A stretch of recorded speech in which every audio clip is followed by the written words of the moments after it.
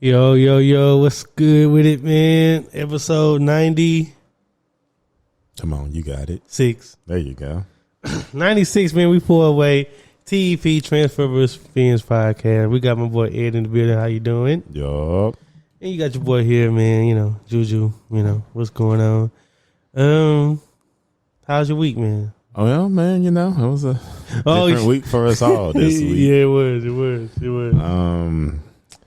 I was already going in to late. I was already going into work late Monday.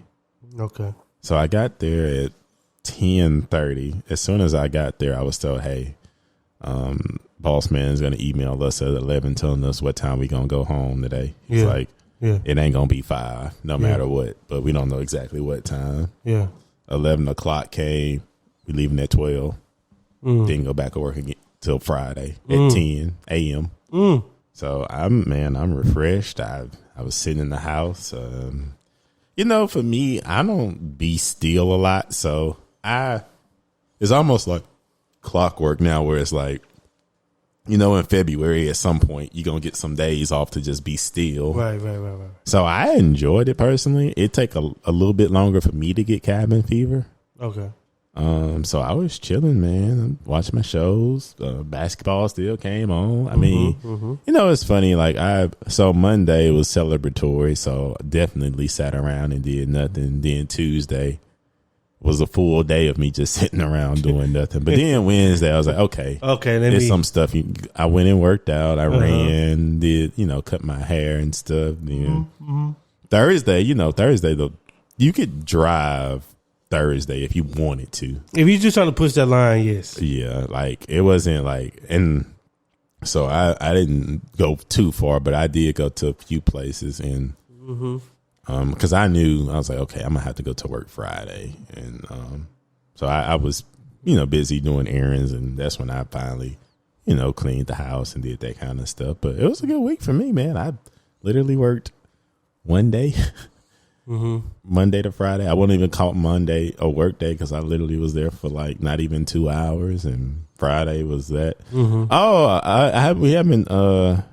We haven't been back since I sparred, huh? No, we haven't. Oh man, what an experience, man! I went in there and did what I said I was gonna do. He threw the first punch. Yeah. Brother Jew was there to support me. Yo, always.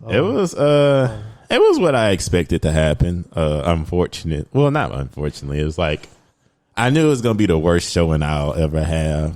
And I knew I was probably going to run out of gas. It wasn't bad, though. But I felt like, it wasn't bad. Again, my defense to myself, I felt like, because you're supposed to do three minute rounds. That first round was 4 minutes. 4 minutes, 15 seconds, because you recorded and you didn't stop it until it ended. Yeah. So you saw the time on the video. Yeah. So I was like, the fact that, you know, went 4 minutes. Bro. I'm not saying in fighting, that's a massive difference. Time.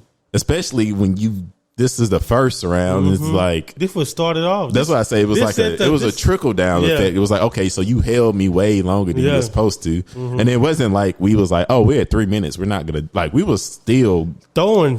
Fighting that whole time. So it was like, I think that just sent me down the spiral, because I felt like, I'm not saying I wouldn't have got gas, but I felt like I think I could have put together a full second round. I think you could have managed it. You could have rationed it out. I think I would have made it through the whole second round not feeling gas, because I felt it midway through the second. Yeah, it was like night and day. But it wasn't that bad. Like I said, I'm so happy. Like when you told me that, once you see yourself on video, because like when I saw it, I was like, God, why was I so bouncy? Like somebody should have just said, hey man, don't move that much, because I went in there like. You was moving. Yeah, you was in there. But I think that was all my excitement, and then like I was like trying to set the tone, but it was like, man, you burnt out all that moving you was doing. So that was good to see, and it was a good experience, man. Like I said, I felt like, you know, just had to get the first one out the way. A lot of stuff to clean up and stuff, but to say, you know, that was the first time ever, then I was kind of going against somebody who was way more experienced than me. That was my first time sparring compared to his ninth time, and he'd been boxing for 3 years. He looked comfortable. Yeah, you can tell like the difference. He looked real. If nothing else, it was a difference in comfort level. Yeah, he looked comfortable, bro. I was like, yeah, that's how I would look if this was my ninth time. Like he didn't ever get to nothing. Because even when he said, I ain't gonna lie, I got tired. Because I had talked to him afterwards, and I was like, really? Shoot. Yeah. Maybe because I was to the point at the end. I was like, just me holding up my hands was a challenge, man. Yeah, yes, sir. It definitely made me realize that like that you can't cheat the cardio, man. When it comes to boxing, there's no way around it. It's gonna show up. It's gonna suck, but that's just gonna be apparent aggressively. But all in all, it was okay. Like I said, man, I think my only goal was to land a punch and dodge a punch. You did both. I did one of each. No. You landed a couple punches. Yeah, I had got a couple good ones. I didn't know you was that much of an escaper. I ain't gonna lie, that was the pleasant surprise to me. I was like, this dude is an escape artist. Like, you was getting out of harm's way. Yeah, because I ain't never let him keep me against the ropes. No. He might have got you there, but you. Yeah, I was like, I ain't even never see Ed move like to be honest with you, that was just instincts. Like, get out that corner. Like, that's just instinct. Yeah. Because I wasn't getting out of them like I was supposed to, but I got out of them. Man, there was a couple times where you got out of harm. I was like, oh, Ed got out of that. Yeah, man. Just need to get a little bit more comfortable. But like I said, it was my first time, and like I said, if that's gonna be the worst I ever do, I'm pretty proud of that. If that word, I like that. That's gonna be the worst I ever do. I'm proud of that because I'm only gonna get better. I don't continue doing stuff and suck. So there you go. Like I say, I'm gonna be in better shape more. That's that confidence. Like I said, man, you know the main part, which is don't make sense, but it's true for me. I thought the punches I would feel them more. I'm not gonna lie, he wasn't a small man, y'all. So I'm not saying he was pretty fit, pity patting me, but I'm saying like. I thought like they would like actually hurt. It was more so like I never took a punch from him that I thought hurt. Now he threw a mean hook that made me move, but he did. Even in that one, it didn't hurt. He just physically hit the heck out of me, so I moved. But that's what I felt like threw me off because it was like he because he didn't do nothing but work a jab on me the whole time, just high low, get my body, go up, get my body. But it was just like I don't know. I just wasn't avoiding them. They was fast too, though. Let me give him more credit. Like, what's his name? Sadiq. I didn't know. I think it's Sadiq. Yeah, that's Feffy, all right. He looked like a Sadiq. Yeah, but yeah, that jab was coming fast, and I don't know, and the funny thing is when we was working on dodging, my high guard was like my normal go to. Yeah, that's what I was wondering because he kept saying, "Hey, use a high guard." But it was like, but then in it was like, I don't know, because sometimes it was like some stuff in my mind where I was like, okay, I'm gonna do this, but then the jab happened so fast because I can't. I had like a plan to counter that because at one point she was like, when he throw the jab, come across with a cross over his jab. But I said, hey man, you got to see it coming first. He had a fast jab, but I think. I say that to say, like I said, it was a good experience and stuff. And like, I definitely want to spar him again. One, because get my lick back. Two, just to have like that to be my barometer. Like, okay, I did this bad against him. So if I spar him again and I do this and I'm like, oh, okay. Like your litmus test. Yeah, he's my litmus test. I mean, granted, it may not work like that, but I would like to spar him again. That's probably helpful for him too to have somebody that's going to repeatedly, come out there, But I don't care about benefit. It's me. It's, that's always been when you like it's a mutual beneficial thing. Yeah, but when you like, y'all both in there to get better. It's like the same when you like play against somebody or that's better than you. He might be better than you and keep beating you, but. You really only make him better. I'm about to say, but you really improving leap and bounds by just keep getting beat, and then at some point, eventually, yeah. And that's always been that way with stuff. Even if I work out with people that's way stronger than me, I may not get as strong as them, but you get way bigger and way stuff quicker when you work with somebody that just lift weights. And even if you struggling lifting them, but eventually you get there. But if you die at this point in the workout, you usually last longer. Yeah, stuff like that. That's what I say, man. I definitely want to get back in there with him. Cool dude too, man. He was classy because I ain't gonna lie, y'all. That third round, like I physically just like me standing there and still just being there was like I was just that. I've never, track basketball, done all that crap, but bro, when you just flat out tired and it ain't no way to take a break because a man charging at you and he don't mean you no good.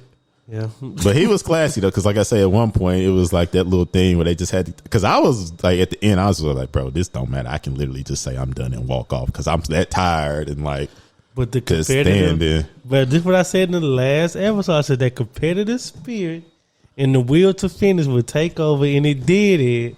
It did. That third round, I just was just trying to keep my hands up and move a little bit. I didn't really care. I didn't have nothing else beyond that to give. I was just a different type of just tired, man. It was different, man. That's you got to be in a different type of shape for that, man. Which gave me a complete level. Like I had already, just through doing this, had a different level of respect for boxers, but seeing like 12 rounds of that, you only did 3. My God, 3.5. I'm about to say, heck, if you're gonna get, I really made it to about 2 of them mugs, maybe give myself 2.25, but 12, my goodness. And you see why people be chilling in that first round. And I see too, like why, man, yeah, you got to be strict on your lifestyle to try to make it through that, because you need every little ounce and stuff you can get from anywhere, man. Yeah. But it was a cool experience. I enjoyed it, man. I got it out the way.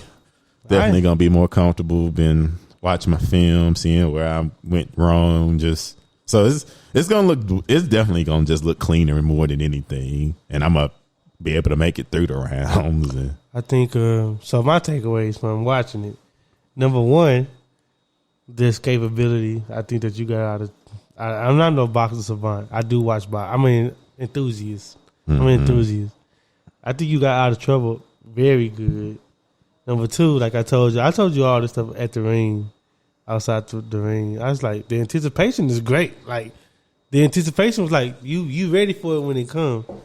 I think after just more sparring, like you said, you'll get clean. Like I think next time you will make more intentional moves than you did this first time. Because the first time, like you said, you were doing a lot of bouncing, and you didn't really go nowhere with it. But I think this next time it's like, okay, when you do this is what you want to do, you know? Yeah. And that's what you learn through watching, like, because you had openings, and it was one time, I think it was in the second round, the beginning of when you started boxing back, and on the video you see me say, yeah, like, sometimes you got to throw some punches back just to get them off of you. Like, everything ain't just dodging. Sometimes you got to, But anyway. Take it and throw. I'm not here to coach. You got to coach. But number 3. Man, I love that environment, bro. But I ain't gonna lie. I was loving that environment, bro. This wasn't no gym. I mean, it was a gym. This ain't nothing cute. This like this real. This ain't the money team. Yeah. This one with straight walk in. There it is. Like metal warehouse, no insulation. Whatever the temperature is, you gonna feel it. Yeah. Whatever the temp is, you gonna feel it. You know what I'm saying? They got a little, man. I was like, boy, I liked, because this is. When you go to those those bare minimum gyms, it ain't nothing but just pain and just grit. Like that's all you got in there. Like ain't nothing comfortable about this. And we not here to be comfortable. That's why I like it. Yeah. Like we not here to be comfortable. We here to work. Yeah, like, I'm about to say, you in that environment, you can tell it's pure work that happens. It's pure work, bro. That's why, as soon as I walked in, I'm like, man, this reminds me of the old weight room. Like just straight sweat and grit. Just straight sweat and grit in here, and it was good though, man. I enjoyed it, man. I'm gonna come to the next one. Yeah, come to the next one. Y'all did good, man. Oh boy was good too. And I stayed and watched a couple other people, man. It was good like that. But yeah, me? My week has been good. Like you said, I was locked in. Monday, I went to work for sure. And it was like the day before, the calm before the storm, so we all knew it was coming. So I went and got myself prepared. I checked out the new HEB out here. It was pretty good. Felt like home. So saw a lot of brands that I was familiar with, so I still was like, oh, of course I know what this is, and it was good. So got my stuff for a little gumbo, came back, Made a little gumbo. What you do in that thing? Sausage. I did sausage, chicken, and shrimp. Nice. Yeah, that's what I do. Yeah, it was just a complete. Now I will tell you this. I will admit this. I didn't do the roof from scratch this time. I did it out the jar because, well, it was like 7:30. I didn't want to waste all that time doing it. You want to do all that sometimes. Yeah, I didn't. No. I'm saying what I'm saying is, I never said it was wrong. I was just like, okay. I was like, that's what it's for. But I had a hard time finding the roux. They didn't have the roux in there, so I had to go to another store, and I found it. But it was good. What brand you use? That was like, usually I get Dugays. That's the one I want to get if I can find that. Okay. But that's like a Southeast Texas thing. I realized that it's not everywhere. Mm-hmm. So I found like it's called K's or something like that. It's like a Louisiana. I'm about to say for mine, I just use Zatarans. You do the Zataran little pack? Yeah, it's pretty good. I don't know if you ever had it. No. I never had it, but no, I know. I'm just saying it because I saw it. That's why I said the little pack. Now, I don't do the one that got like rice or nothing. Nah. Just the actual. The Tony Satchery's one is trash too, ironically. I've tried it. I'm not a fan. I have tried it. So how you do it out the pack? You just add oil to it and just put your wrist to work. And then there's your roux. Ta-da! Yeah, see, the one I got is a jar. It's the actual, not the actual thing, because your stuff is sealed. But look, you just heat up your pan, put it in there. Like you said, just put your wrist to work. Get it to that little pudding consistency. And you know what I'm saying? Then I just throw it in there with the chicken, shrimp, and sausage and stuff like that. I ain't gonna lie, I did call my mama like once. I was once or twice, just making sure I'm doing everything I need to do. Yeah. What I didn't do, I didn't chop the vegetables. I just got the seasoned blend. I ain't gonna lie, it was a poor man gumbo. Like, I took all the shortcuts, so I just, Welcome to my world. I'll never cut my veggies. I like cutting veggies though, so it's therapeutic to me. Man, I forgot to finally use my new Christmas knife set, man, yesterday when I made my chili, when I was cutting my onion. Oh, yeah, there you go. Having a good knife, man, it changed the dynamic. Changed the world, man. See, yeah. Yeah. But anyways, I got that done.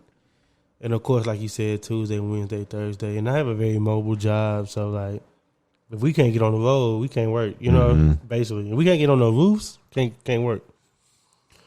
But it turned out good.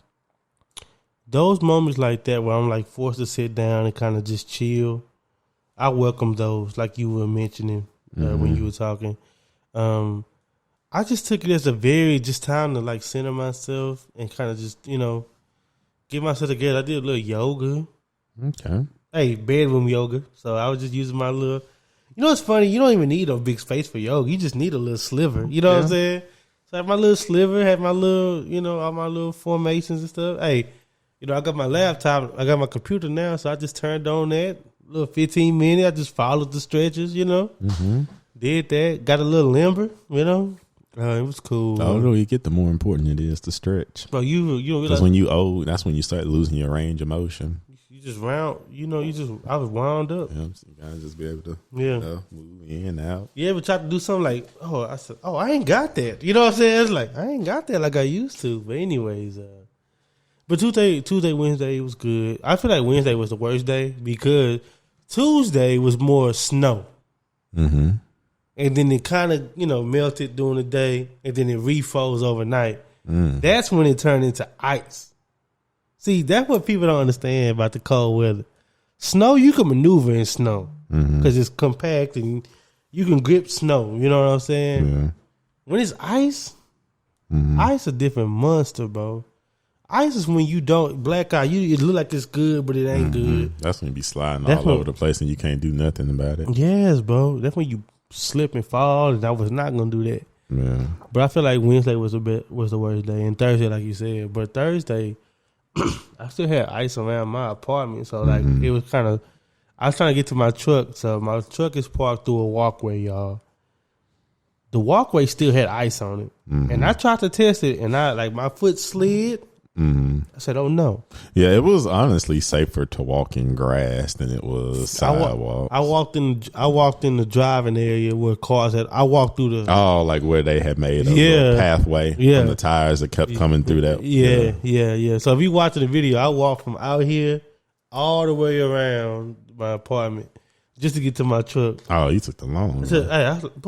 Bro, I swear to God, I do not like slipping and falling, and ice is unforgiving. Yeah, I'm about to say, you really mess around and mess up, you fall the wrong way. And you know, hey, we older. And under that ice is cement. So yeah, ain't nothing gonna break your fall. Something gonna break me. Yeah, falls. You know what I'm saying? You know what I'm saying?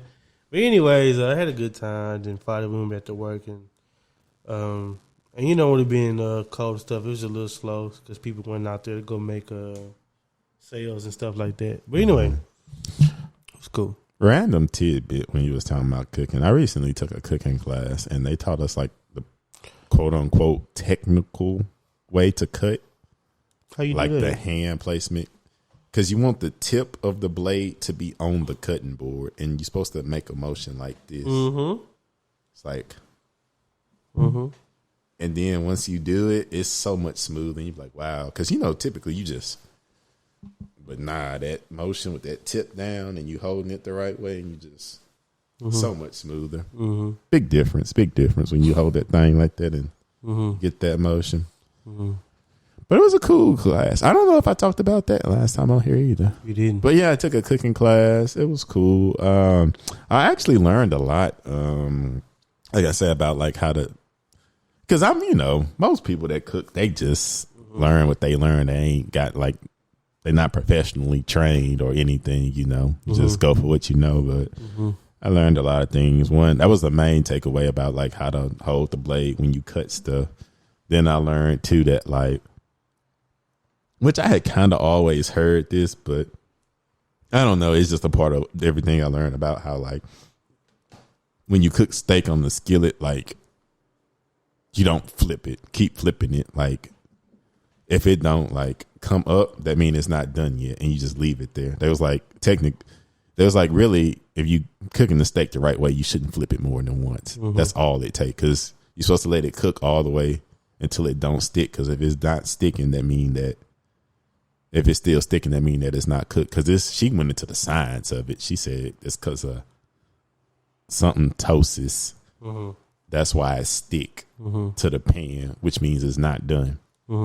Then you just flip it once, and then again, you know, it's done when it's not sticking. Then at that point, you know, you cook to whatever. But it was steak, and I'm not gonna lie, I've had like some good steak in my life, but that was one of the best steaks I ever had in my life. And we didn't even like go crazy on the seasoning like that. It was just cooked to perfection. And then we got to choose, you know, I'm a medium well guy. I hadn't made it to medium yet. Maybe I get there one day.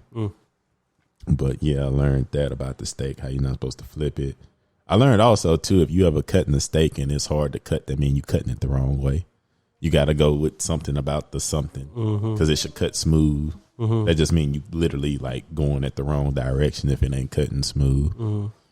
What else did I learn? I learned a lot of random crap there. It was cool. Good, man. So you can apply that. You can apply that to your everyday life. Oh yeah, too. When you grab a steak, you never want to like, if the steak is a rectangle, you don't want to grab it by the like, you don't want to grab the outsides of the steak. When you grab a steak, you want to grab it from like the middle and flip it, never like on the outsides, because then you squeezing the goodness out of it.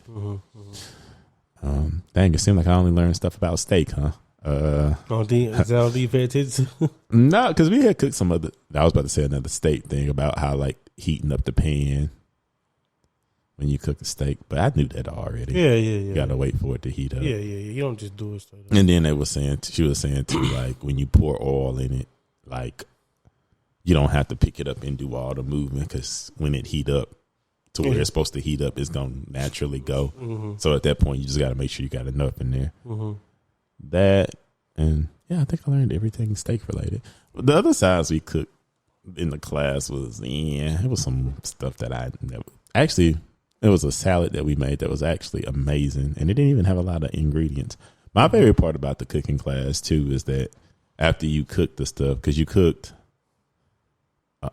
cooked what did we cook? We cooked the steak, some green bean thing, a salad, and a dessert. Mm-hmm.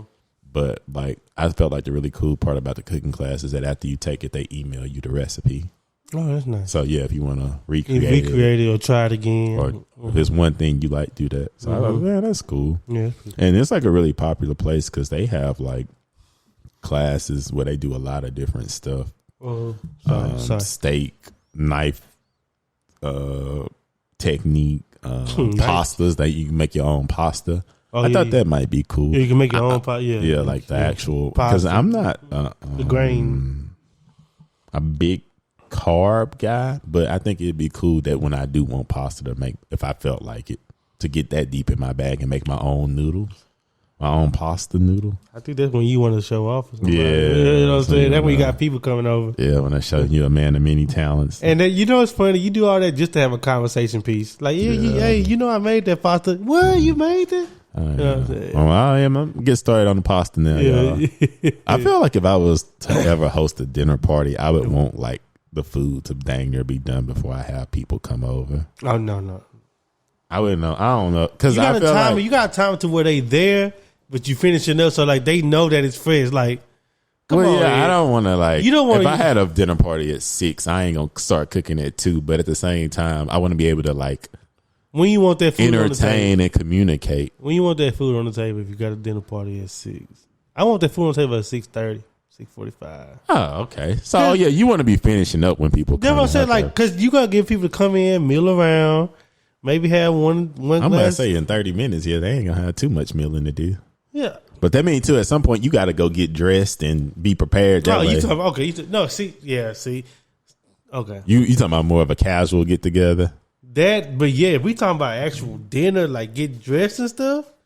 Okay, then like I probably will still get dressed, but I'm just like bringing stuff out. Like you want to bring stuff out when they there, because bro, I don't want nobody to get to my house and the food all and say like, man, how long has it been sitting here? Come on, bro.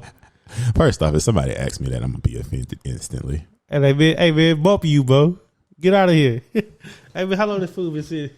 But anyway, I don't know though, man. But that was a good class, man. It was really cool, man. I'll tell you the name off air. Okay. Because I didn't get paid to say it, but it was a really cool class. I would highly recommend it.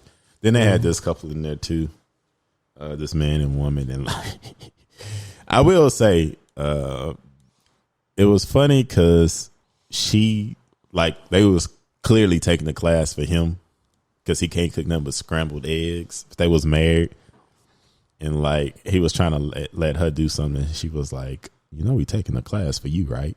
I was like, She didn't say it in a rude way, but because he even said he couldn't do nothing but scrambled eggs. And they had this one guy in there that, you know, like some people that just got to be rebels and everything, like.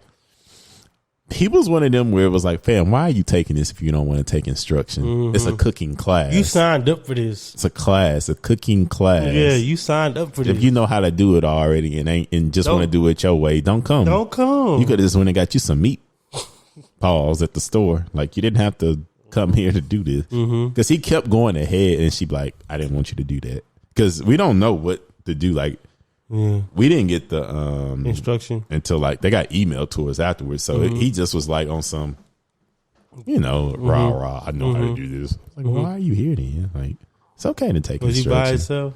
Nah, he was with he was with somebody. It was like a group of them. Oh, he trying to boister. Yeah, I was just like, bro, relax, man. But it was a cool little time. I enjoyed it. Let that go, man. Leave your ego at the door. Yeah, I need a sign to say that. I need to make that door, man. Leave your ego at the door. Leave your ego at the door. Speaking of ego, man. Speaking of ego. Speaking of ego, last episode, man, we talked about authority and like how we dealt with it and things like that.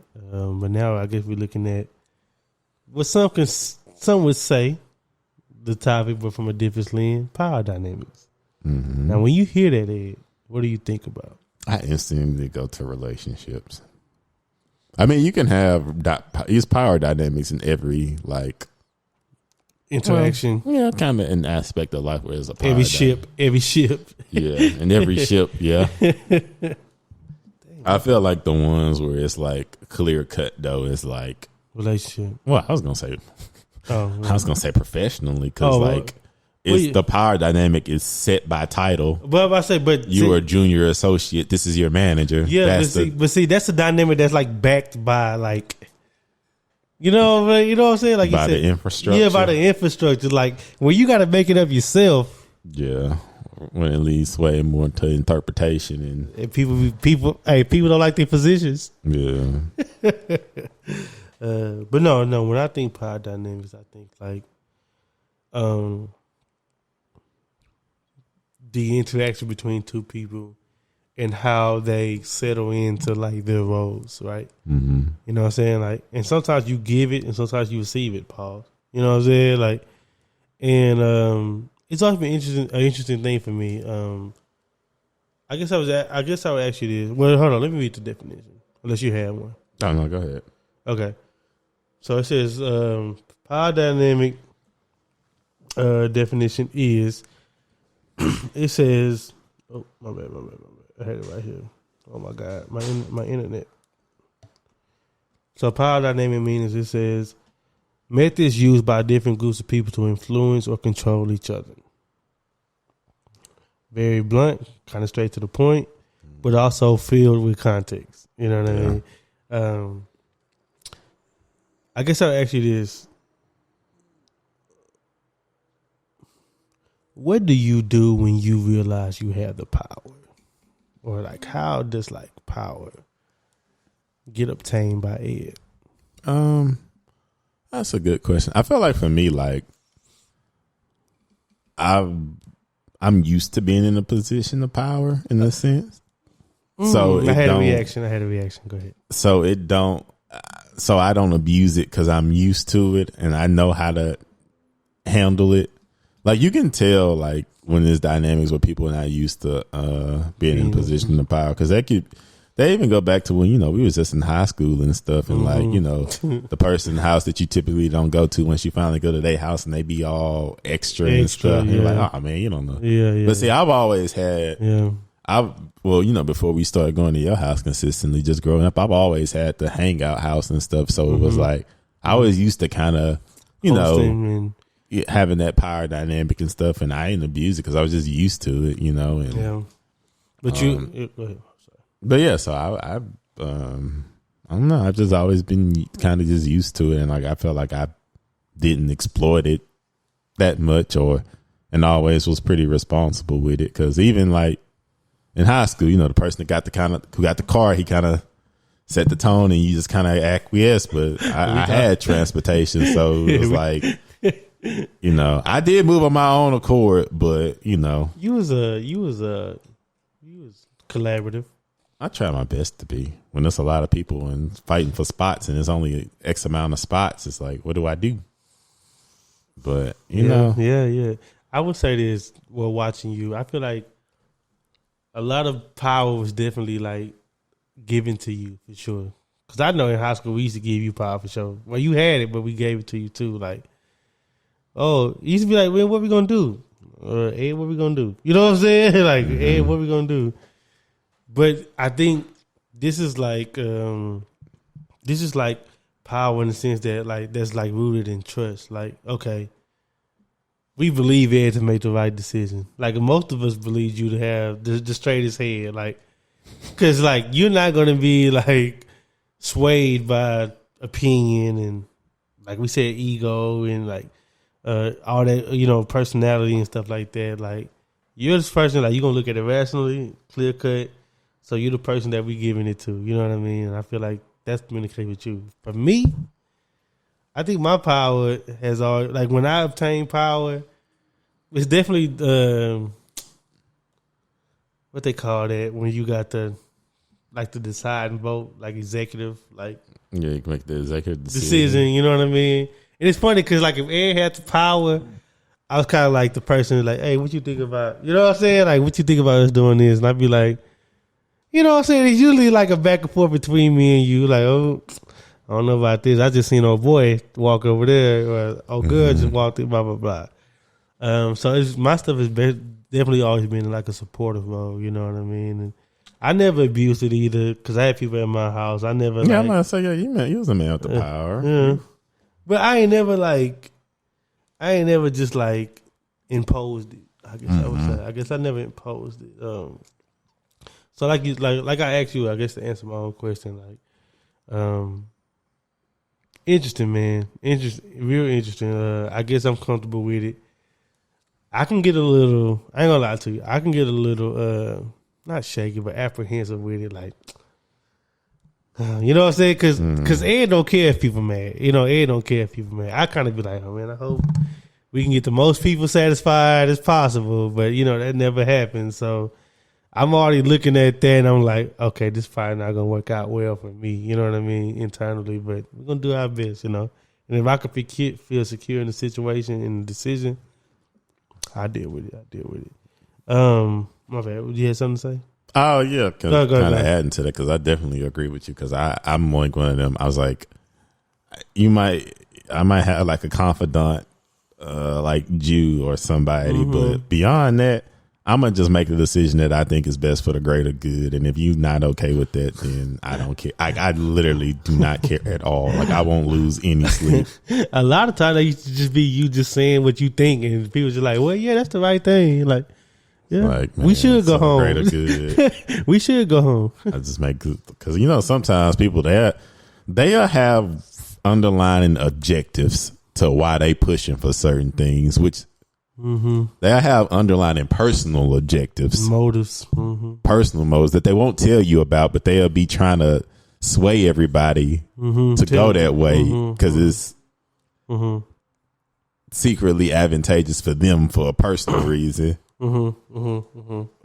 But see, I don't do that. Like I say, it's just for the greater good. Or even if I do plan on that, I'll just be transparent and say, yeah, I want to do this, but I ain't gonna lie, that's because But yeah, I don't know, man. Like I said, I feel like you can always tell. I personally can always tell that, like, when people used to being in that position of power, because that role is normally like very what's the word? It's very not underappreciated, but it's like it's a thankless thing to be in that position typically. Like, you don't get the credit for that typically. Yeah, they don't even know you do that bought the ice over here. You know what I'm saying? Like, no. It's a dude that bought the ice, but then you don't know that I had to call 7 different people to come and get quotes, get the chairs set up, get the ice coolers, go buy the ice, and then all you did was bought ice. So that's why I say, it's like when you that power dynamic, when you got the most power. Normally it's a thankless job, and you can tell too, like when, like, I don't know. Sometimes, like I say, it's just easy to tell when people ain't been in that road, because they be looking for the thanks, or like they be like, or they always remind you know about the ice, right? Yeah, you know, or they like want to highlight themselves in some way. I was like, nah, bro, that's really like a thankless role. I mean, it's the most important, but we needed the ice. But it's like it's kind of like what they say. Well, it's like, if everything go right, and nobody gonna thank you, but if everything go wrong, they gonna look at you. So it be like that in that position. And I will say, growing up, being that I was able to be in that position early on and experience that, sometimes I don't like being in that role. Comfortable in it, can do it, yes, but sometimes I like being one of the people that just follow along and just do what you told, just be a good soldier, you know? Yeah, but man, yeah, I understand. But again, that kind of go into like the authority thing, and if I feel like I can follow you, then I don't mind that being the power dynamic, as long as I feel like you ain't leading me astray. Right.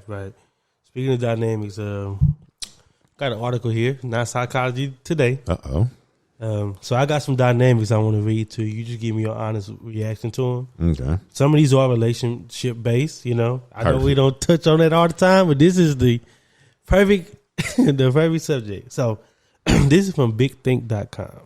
Okay. It says, not the little one. Yeah, big one, not the little one.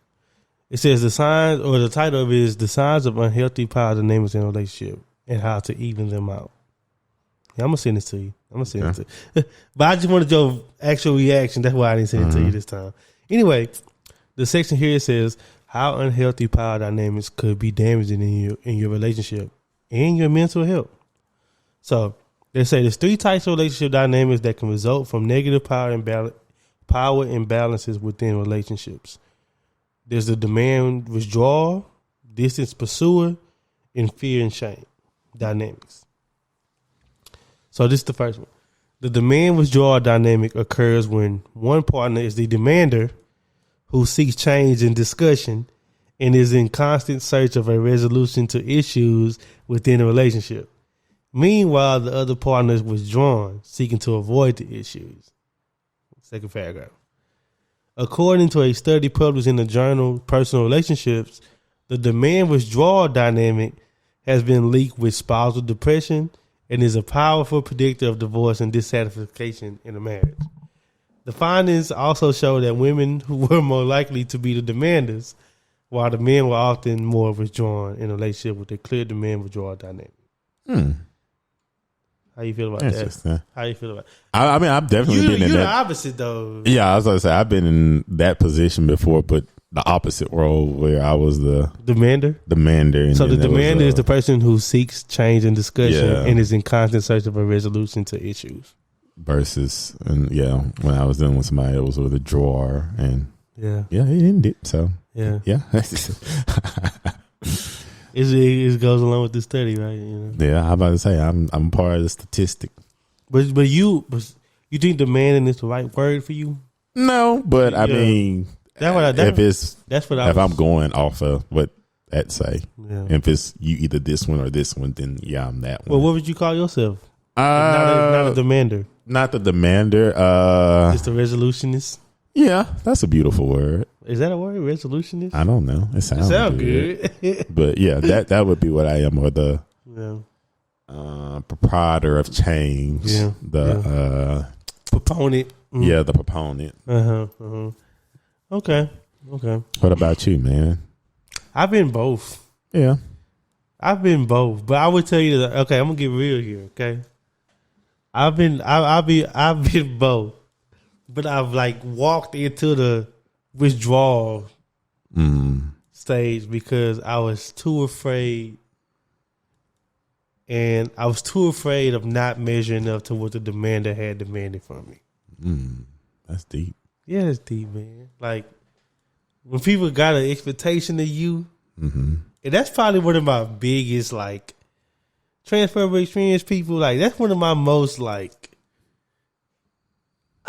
heaviest things that hit me when I disappoint somebody that has an expectation of me. You know what I'm saying? You know what I mean? And in a relationship, that always it's tricky, right? Because you got the man you want to be, and then it's the man you are. Yeah. And that ain't always the same person every year. It seldomly is, to be honest. And I wasn't there yet. I'm still not there yet, but I'm in a better position than I was than when I was back then. And this most relationships, some of you know, most of you know, but no, I say this. When I was withdrawn, I was like, man, my demander, they asking well, what you gonna do? You graduated, what kind of job you trying to get? I don't know. I didn't know. Yeah. And there's no, I think what paralyzed me so much was just bro, there is no right answer. There's no right answer right now. And I'm a person that's either moving forward or backwards, and I feel like I was moving backwards. So I've definitely been in that position. When I was in the demander position, we said this on multiple episodes, just understanding. I just let's get to a point where we can read each other in a way that's you understand me, I understand you, and we can get some synergy going. That's all I be gunning for, just that synergy, bro. That's important. Bro, you know me, I know you, that type of thing. Sometimes I've gotten to the point where I was the demander so much that I became withdrawn too. I just talk about that, bro. Don't just say that. Talk about that, man. What you mean? Yeah, because like I say with the demander, you trying to address things and talk stuff out, but I felt if you sometimes you get to the point where you just defeated or feel like it's going nowhere, it's going in one ear and out the other, and then you just be well, I'm burnt. Like, everybody human, and at some point, bro, everybody got a threshold. Then I was like, well, F it, I'll become withdrawn too. Then ironically, then it's like both be withdrawn, or the demands finally, the withdrawn person finally start trying to like address stuff that you said when you was demanding, but now you withdrawn yourself. So it's kind of just like it can get flipped. Could be a little too late. It can get flipped for sure. But yeah, I definitely been in that case where it was like I definitely was the withdrawn. Or sometimes too, I just don't care that much, and I'm just withdrawn because it's not that serious to me. But your natural disposition is to be the demander. Yeah, typically in a romantic dynamic. But like I say, sometimes if I'm just getting to know you, or I don't really, you cool, and I'm not really. I think you like that in every dynamic. The demander, I would say for most of them. Yeah, I would say even in a power dynamic where, like, yeah, I am, because I always got like ideas and opinion. You always got something to say. Yeah, very seldom I don't have an opinion towards something. And if I really don't have an opinion, that mean you don't care about it. I don't care. Yeah, like, that mean you don't. That mean you don't care about it at all. Like not even a little bit. Like sometimes, but as I get older, I start to have less opinions of stuff, like where it's just like, bro, that does not affect my life every day. Yeah, it does not matter to me. But yeah, that's interesting though, because that is like a dynamic where that really is prevalent. Well, it happens a lot, and in relationships, like we do things where unconsciously where we're like jockeying for positions, it's not always healthy. It can be very unhealthy sometimes. Instead of it being like a collaborative effort, it's more like there's the person doing this and there's the person doing that. You know what I mean? And sometimes that can be a cultural thing too, because it's literally different power dynamics culturally, and like romantically. Because in some cultures, it's not collaborative. It ain't no, it's the man. They really don't care if you withdrawing. They don't even exist. Like, no, it's like you just the man, and you the head, and you make the demand, set the tones, and you just follow. You know what's funny? That is, we need to get. Never mind. we have that dynamic. Oh, okay. This is the third one, bro. I'm gonna move it up to 2 because we here. Okay. The fear and shame dynamic is often an unconscious culprit of relationship troubles, as the fear and insecurity of one partner would bring out the shame and avoidance in the other, and vice versa. And it says, according to Dr. Stevenson Stonsley, the vulnerability of fear and shame is influenced by many different variables, hormone levels, traumatic experiences, stuff like that. This can make the dynamic particularly difficult to get out of. Two separate researchers of negative power imbalances in relationships concluded that couples who are seemingly stuck in one of these three stuck in this negative power dynamic were at a very high risk for divorce. So, I say kind of like what you were saying, like, and kind of what I admitted to in the first one, like, you could be shameful. You could be shameful of like not being what you think you're gonna be or not measuring up, and some people prey on it. Yeah. They'll prey on that and keep you in that box. You know what I mean? Like, that's a different type of psychological game. That's warfare. That's a different type of power dynamic there. But that's when like they know you ain't S word. You know what I'm saying? Know your weaknesses and exploit them. Just keep bringing up the fact I ain't got no job. Hey, come on, man. Like you said, speak life into me, man. You know what I'm saying? Don't just keep reminding me. But it's an unconscious one because like it's a very internal thing. Like, I want to do this. I don't want to do that. And I think that was one of them. The second one, the distance pursuer dynamic. And tell me what your reaction is to this one. It said this one occurs when a person tries to achieve and maintain a certain degree of intimacy with their partner, the distancer, who considers this affection to be smothered. It says in this unhealthy dynamic, the closer the pursuer wants to be, the more resistant, defiant, and withdrawn the distancer wants to become. It is similar to the demand withdrawal dynamic. However, in distancer pursuer relationships, the struggle is over deeper connection, not so much who has power. You gotta. Yeah. I was about to say I felt some energy coming from across the table. I think that's like my. What's the 2 called? The distancer pursuer dynamic.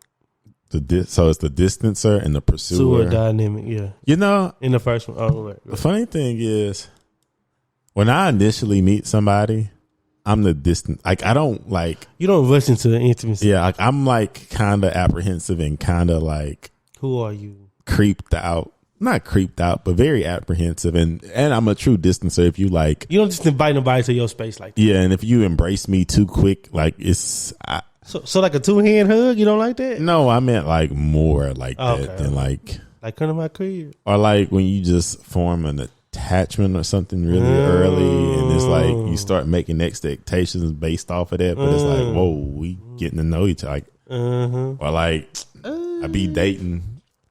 And like you become a demander, and it's like, oh well, and it's only been like what I consider very new, and like I just started getting to know you, and you become a demander too fast. I become a distancer quick because it's like, whoa, like this is moving too quick, like or like I've literally said before, like you like me too much, like it's too soon, like yeah.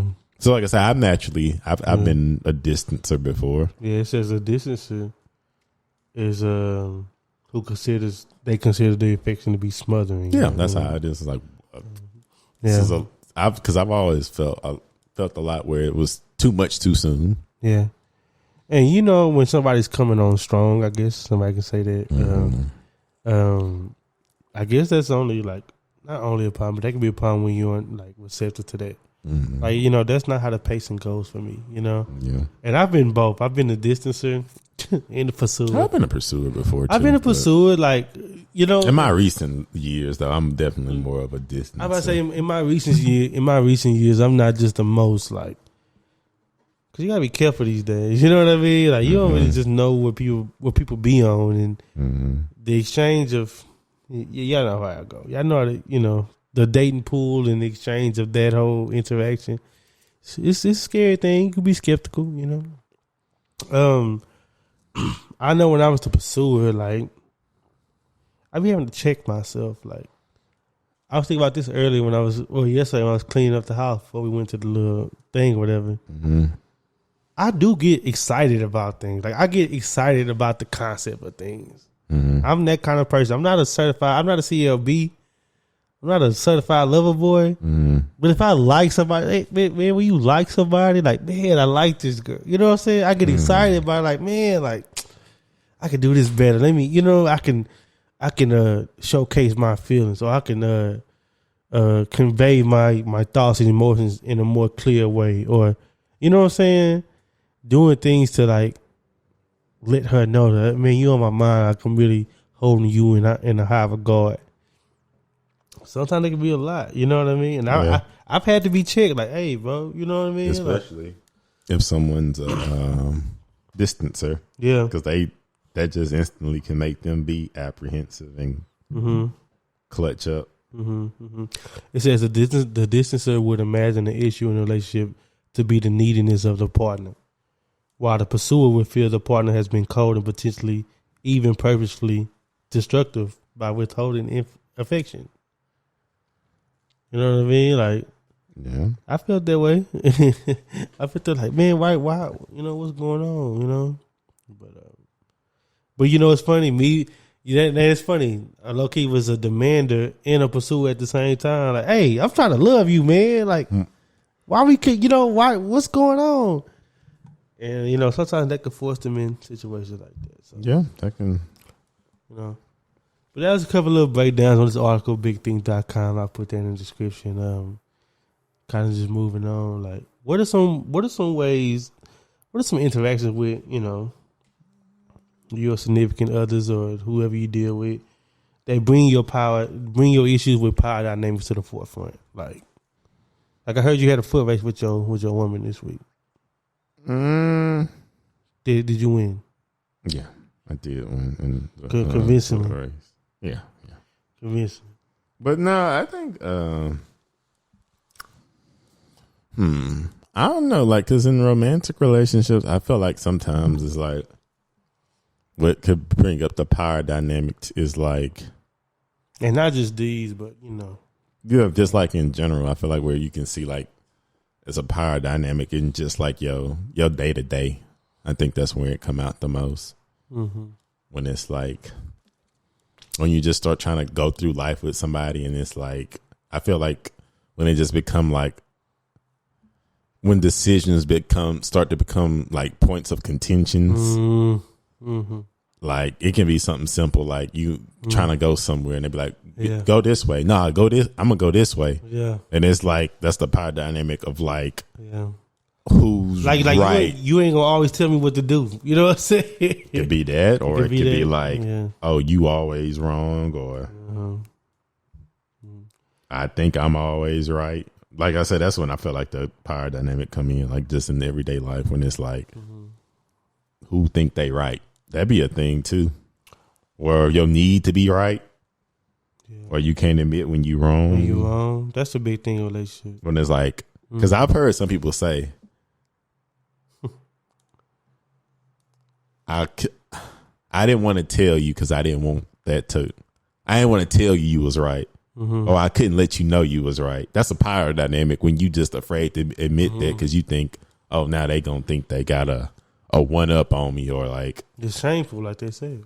That's why I feel like a lot of that stuff be like about the power dynamic when you feel like when you get to that point, or you have that perspective of like not wanting to feel like somebody got the one up on you, and a power dynamic, especially like in a relationship, because like I say, it's gonna be just different viewpoints and perspectives of things. And well, I don't always want to have an argument every time I do something either. So. That's why I say, like, when everything become a point of contention, where it's like, it can be something, oh, okay, it's time to flip the stakes. Nah, not yet. Nah, it's time. Like, bro, get out of here. To me, I think, for me, it'd be I talk about this a lot, the microaggressions. I might be a sick person, but I be looking into that. The microaggression, it's a difference between, hey, can you stop by the store? Hey, go stop by the store and get this. What you mean just go? Why you ain't asking me? You ain't asking me what I was doing. You know what I mean? Like, you ain't where, you don't even know if I'm going that way. You know, like you said, point of contention, but it's just off micro. It comes out in those little ways like that. You know. I think like a lot of like power dynamics in romantic relationships, maybe any type of ships too, is always connected to ego too. Yeah. Where it's like it's just something about like you feel like you can't let them do that or you know what I'm saying? Like you say you can't let somebody get the one up on you, or you come into it with like I say, just thinking about it from like a level of like ego and stuff. Well, you know, I don't think ego should be all the way absent in a romantic relationship. Because I mean, ego has a negative effect, but it also makes who you are. Like, yeah, but it can help like, you like with the setting reason, boundaries and like, having like a level of self-respect. The reason why you don't keeping let nobody, your values and morals intact. The reason why you don't let nobody handle you any kind of way is because of your ego. You know what I mean? It's like, bro, this is me. Like, I don't let people do that to me. You know, so you do need a level of it, but you gotta be willing to have it checked and and have it can't be above reproach. Yeah, it got to be contained, And I feel like in power dynamics, like a lot of times it get bruised easily. Yeah. I'm about to say you can tell too. It's really easy to see when there's a couple that's struggling with the whole power dynamic thing. Like I say, it just come out in like the smallest ways, where it's like just going through life and you just observing people, because the boyfriend or the girlfriend might say, "Hey, let's go this way." Then the guy might just walk the other way, or he don't trust that you can. Power dynamics might have a lot to do with trust too. Like, I mean, power is trust. I trust you. I trust you to do the right thing. I give you that power. Because you don't. Well, I'm not gonna. Well, because typically, if you put somebody in power, you trust that they gonna do right by you and do right by, or at least do right by people. Yeah. Or the people that they can have an effect on. So yeah, I think, and I think that's what kind of what can like skew power dynamics in a relationship, where it's like you don't trust that person, or you don't, like you just don't trust that person to make that decision, or you may not think that they capable of certain things, so that's why you just don't But that speak to people though. Mm-hmm. That would speak to you. You know, I don't know about you. You know, I haven't always been the person giving out permissions. You know what I mean? Like, and when you're not in that position and people say, hey, you know, you just do this. That's the difference between like your mama telling you that and then your partner telling you that. Yeah. Then I'm like, hey, what you mean? You know what I mean? I know exactly how to do that, you know? And then it becomes a rough patch. It can become a rough But like I said, yeah, I think now that I think about it, because that's become a thing where like once that trust that can like skew the power dynamics, because it's like, okay, if I don't trust you to do something, then like I won't give you that power to do it, or you know, if I don't think you're capable of it. But power dynamics are very interesting. I feel like they come up in everyday life too, but I feel like for me, I've seen that more when it comes to like romantic relationships. You got any? Because I feel like, never mind. I was about to say, because I feel like most, at least when it comes to men, there's no like, and we would have to have a woman to speak about like women groups and how they work. But with men groups, it's not really like a, well, then I don't know. Maybe that's just our group where it's kind of like, you know, everybody kind of, maybe we've just had a lot of time to set into our roles. So there's not really ever a real struggle or power dynamic. And you kind of just understand people. So you kind of just, even if you know you can do it, you just kind of let them do it to get their yeet off. Or you know that mean more to them than it do to you. So you be like, oh, you got it. I don't care. That's still a power dynamic. That is a power dynamic. Yeah, but you just understand it like to where you ain't gonna fight, or it's just like they need that to feel alive. You know what I mean? Like let them have it. Let them have it. Or maybe you don't want to deal with it, and you know they can do it. Why not? We just had that happen this week in our group chat, but I ain't gonna say nothing. If you know, you know. Shout out YBs. But anyways, no. Going off what you said, there's a lot of power out there. It's definitely with men, you know. Of course, we're easily susceptible to this because we wear ours on our shoulder. You know what I mean? Like a lot of guys lead with their ego. You know, lead with the projection of themselves or who they believe to be. So that's coming in through the front door. You know what I mean? And a lot of times when that don't measure up to what you know they think they are, or if somebody reminds them of the shortcomings or like how much they aren't something, you know, they kind of they shrink. You know, we shrink in situations like, you know what I mean? Like my situation in 2017. If you know, you know. You know what I'm saying? Like I wanted to be something there. I wanted to show up a certain way. I've been telling you this on the phone. I wanted to show up a certain way, but I just didn't have the tools to. You know what I mean? I just didn't have the resources to be what I wanted to be for a certain situation, and I had to accept that. You know what I mean? Like I had to accept that. And I had to take what came with it. You know. Now my ego made me buck the system a little bit, a couple times, and you know that be what it be. But overall, like there's something you gotta get comfortable with. You gotta understand what works for you too. Yeah, that's true. Like you gotta understand if you are a demander or a withdrawer. You know what I'm saying? A pursuer or a distancer. You know, I know my natural disposition is to pursue. That's just me though. You know what I mean? That's just me. Because I want to show. I want to bring into, you know, I'm an inclusive person. Like, I want to include you on my life, you know? That type of thing. So, yeah. So, Power dynamic. Power dynamic. There's a lot of statements on here in this article, so you can read them. I just say a couple. It says, when my partner and I make a decision in our relationship, I tend to structure and lead to discussion. Kind of let you know where you at. I tend to give in to my partner's preferences when we disagree about decisions in this domain. It's just random stuff. My partner tends to bring up issues in this domain more often than I do. My partner lays out the options more than I do when we discuss decisions in this domain. These are like little statements to help you just decide where you at, you know? Like, and this is where it comes up at, you know? Last thing. When do you think this is toxic, bro? This is a toxic question. When do you feel like is an appropriate time for like the first argument when you dealing with somebody? Appropriate? Like, do you think like something like? Cause you're not going to agree on everything, but I guess that wasn't the right way to ask it. But just like for me, like I start talking to somebody, 2 weeks go by, 3 weeks go by, and I'm talking about like we spending time together. Though. Like, we going on dates. So I'm like, and if nothing come up, I be like, I know this kind of toxic. This very toxic. I'm like, ain't nothing really came up yet. I wonder. Dang, you be having strife that early? No, not strife. I'm just like, this is not. It ain't gotta be no like pivotal thing, but I be thinking like, a discussion to come up at some point. You ain't agree with everything I said. I'm about to say like I just got a difference in opinion towards yeah. I'm just talking about anything like that. It ain't gotta be no like she like grape jelly and you don't, or like. No, I'm talking like, okay, you did this at this, when we was out. What was that about? Something like that. Yeah, I think you're thinking the extreme, but it could be something I knew. I just heard the exact example you gave. I don't really incur that early on. I think too, for me though, when I first get to know somebody, because that's really when power dynamics come out.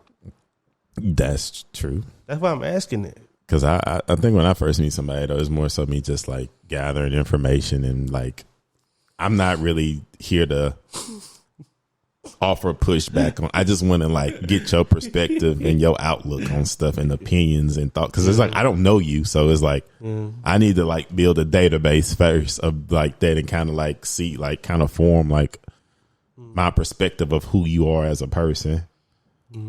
So I typically don't get into that early. So for me, I would say, just to answer the question, maybe like a month and a half.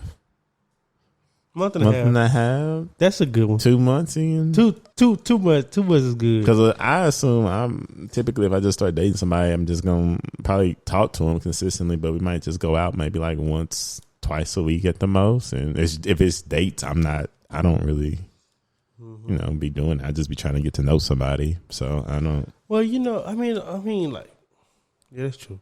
I mean, y'all probably be having a conversation and you have a difference in opinion, but it's something like really real, like abortion or something. You know what I'm saying? Like, oh well, yeah. I've like, come across that where I've been on a first date with somebody and they told me they didn't want to have kids. Yeah, but that just literally ended us like conversing all together. So. Yeah, I mean that's first date. I'm just thinking like extended, like dealing with somebody, because I feel like in those situations, like that's when it happens.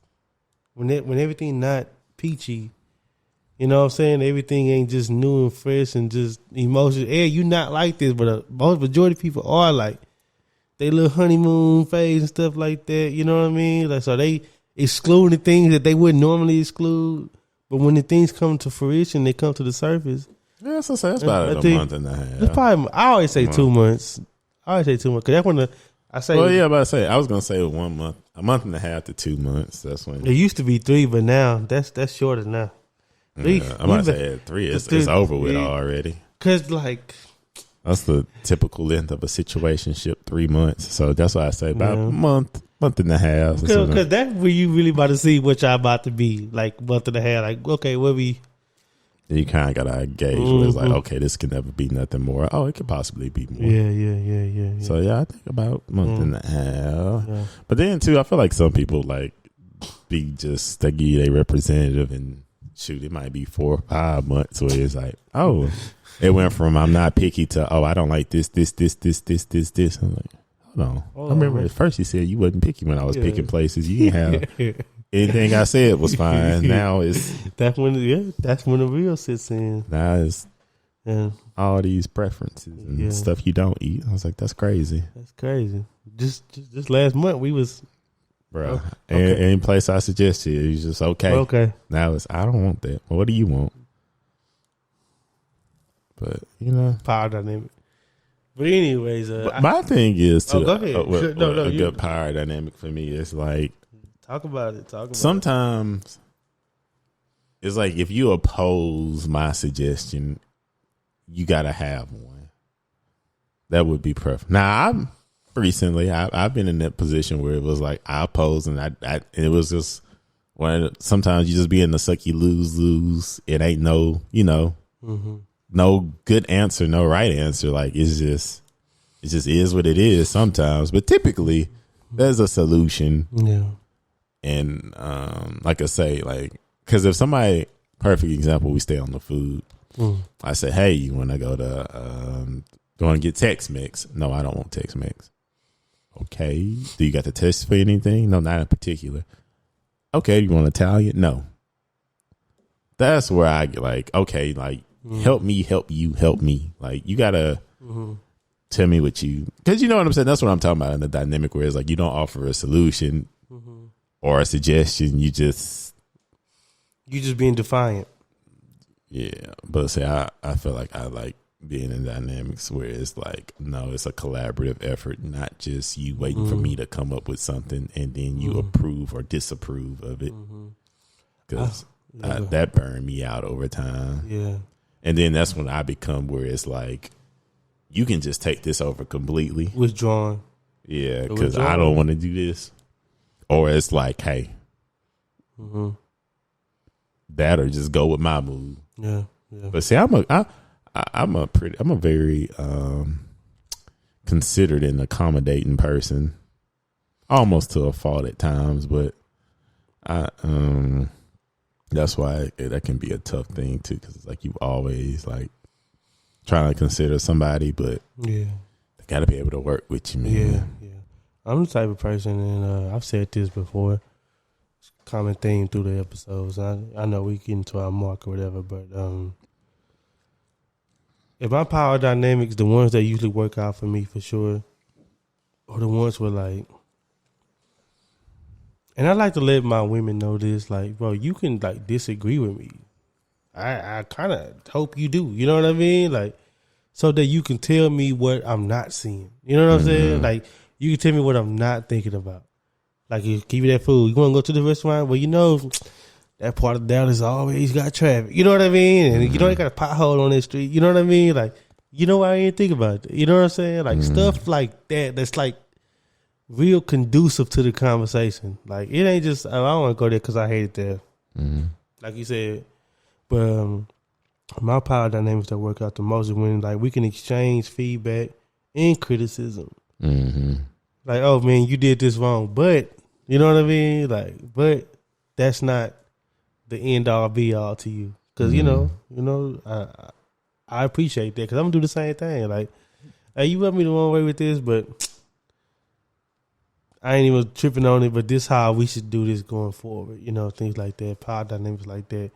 I'm just an inclusive person, bro. I just like it to be a team effort. Yeah. I don't even like leading the way all the time. Like, you know what I'm saying? Like, you ain't got nothing. Like I said, I feel like a good thing in that is like knowing people's strengths and weaknesses. Yeah. And I feel like that's when the ego come in, when you can't just admit, I ain't gonna lie, this ain't my forte, so I'm gonna just let you take lead. Like, some people might be extremely fiscally responsible. Hey, I'm gonna let you take care of that. Or some people, they know how to cook well, or they the ones that know how to talk to people well, and they know how to navigate. Let them go book the stuff, get the reservations. I don't say some people good planners. Let them take care of that. But like I said, I feel like that's when it's like sometimes it'll be that power dynamic where you don't. I don't know how to say it. It's like, you know, you ain't good at it, but the fact that they don't want you to help is what make you want to help. Yeah. You know what I'm saying? Or something like that, where it's like, it's like you only doing stuff out of spite. Yeah. In the sense. Yeah, I do not like that. Yeah. Because I've just in relationships and romantic dynamics and stuff, I've literally told somebody something in one ear out the other, or they just was like, whatever. Heard the same exact thing from somebody else, and it's like the most prophetic, groundbreaking, mind blowing thing ever. And I'd be like, I said the same thing, and they'll be like, yeah, but it was you, or yeah, but it came from you though. That is so nasty. And when you hear stuff like that, that's when it's like that power dynamic of where it's like, when we talk about trust, where it's like, that's so nasty. You can say something and it's like they don't trust that's, you know, like they don't trust you to have insight when it comes to that, or judgment, or discernment. So, because that's a nasty power dynamic when it's like that, where it's like they don't even like recognize you like as a valid voice. You know what I mean? I've been in that situation too. Like, I've been in a situation where it's like, yeah, we doing something, but it all depends on somebody else for us to get there. So it's like, well, whatever that person want to do is how we moving. This has been in the platonic and romantic relationship, and it's not a bad. It's not a good position. But you was over here talking, and I'm trying to find something to go out on. You was talking, and I was just thinking about how like our power dynamics, they low key be manifestations of our characteristics. I'm a pursuer. I want to show you this. I want you to know that I like you. I want you to know, you know what I mean? Like, but I'm not as aware of like the other stuff. I just want to get this. I want to convey this emotion to you right now. Whereas somebody like you, maybe more introverted, maybe more reserved. Like you said, let me collect data first and then open the door. You know, me, I don't need a door. You know what I'm saying? Like, I am a door. You know what I'm saying? So like these things, they become, you know, and when you look stuff like up like this, where I was reading the articles and stuff, like you realize they just all manifestations of your personality, and they just come out of different ways and things like that. So power dynamics. I'm getting better with it though, man. I'm getting better. My power dynamics were way worse 10 years ago for sure. Yeah, I used to want different man on I used to want things a certain way. Yeah, it was. Hey, and if you fell under the bar, it was in this collaborative. But I go back and forth because, like I said, sometimes it's certain stuff that can be collaborative, and there's other things where it's just like, hey, I was just about to say you got to just go with like when I feel like anything and just in my everyday life, anything where it's a matter of safety, and like that kind of stuff. Like if I say, hey, don't cross the road, there's somebody over there. You just kind of got to trust me on that, or you're not leaving that up to discussion. Or if I say, "Hey, get on this side of me," because I see somebody walking down the street and he wild, and I don't want. Well, why I got it? Like that's what I said. When it matters of safety, I kind of just need the power dynamic to be where you trust me enough to make the best decision for both of us. Because I'm a very cautious and aware man of my surroundings anyway. So it's like, there's a lot of people that like I'm probably gonna see what you don't see anyway. Yeah, there's a lot of people that like you can't tell them nothing without them having to say something back. Like they have to say something back, or they feel controlled and manipulated, or they feel like you just trying to get a one up on them, or they trying to play dictated. Them, or they feel like they got to establish who they are. They might think that you think less of them, so that's why it'd be like no. That's why I say that'd be the struggle of the power. Like no, man, and then you feel bad for making them feel bad. Next thing you know, you apologizing. Anyway, let me cue this up. Power dynamics. Hey, work on you. Oh, Valentine's is coming up. Perfect time for this. So get your power dynamic straightened out before next week, so y'all can have a good time out there. Everything pretty much booked. If you ain't booked nothing yet, you might as well just let me tell you something, man. Get your in-home vibes. I was just about to say, if you ain't booked nothing yet, you can still flip it, Ed. Like, you can still flip it right now to where it don't seem like you ain't do what you're supposed to do, and get your in-house, I'm a cook, do your stuff like that. So, jump on that. How much some roses going for? I don't know. They talk about it on Twitter, though. Or you can get 100 for some price that's supposed to be low. Man, you know what's funny? Yeah, I'll tell you off mic, because I got... Yeah. I got some years, but I'm like, okay, yeah. But anyway, take us out of here, man. This has been episode 96 of the Transferable Experience. I said of dynamics. I was trying to talk about the power dynamics again, but this has been episode. No, I don't. This has been episode 96 of the Transferable Experience podcast. Like always, remember to do all the things on all the things, and go ahead and try to get a reservation now, or it's going to be too late. Actually, it's already too late. Already too late. Just say you really wanted to cook for her, man. Go get you some salmon, some steak, some shrimp. Little Alfredo, throw Alfredo somewhere in there. Nah, you gotta go a little fancier than that. Valentine's Day. You just some salmon or steak, depending on their dietary. What you eat on the side? Huh? What you eat on the side? asparagus and something else. You do it to Zucchini squash. you do it to make it feel like y'all in a steakhouse when y'all not. So you gotta do asparagus and probably just some mashed potatoes. Oh, and them little candles at the store, they like $1. They like $5 for like 20 of them. I think you can get them on Amazon pretty cheap. But anyway, this has been episode 96. Till next time.